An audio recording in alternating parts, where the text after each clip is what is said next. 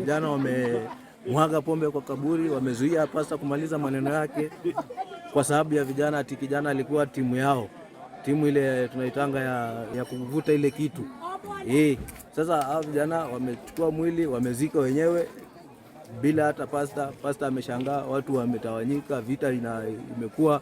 Sisi kama watu wa kanisa pia tumekuja kuzika, lakini hatujazika. Tumeona ya kushangaza sana.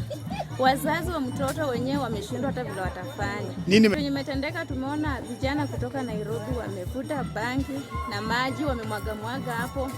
Wakizika wanazika na mikono, hawaziki nani, vituko ziko tu hapo. Sasa tunaomba serikali sasa, kama watu wanaweza halalishwa na mnaye, basi wapewe license yao, na Wakristo tujiwenga matanga ya Wakristo, kwa sababu tunachangamana. Wakati tunatangamana inakuwa mfuruko.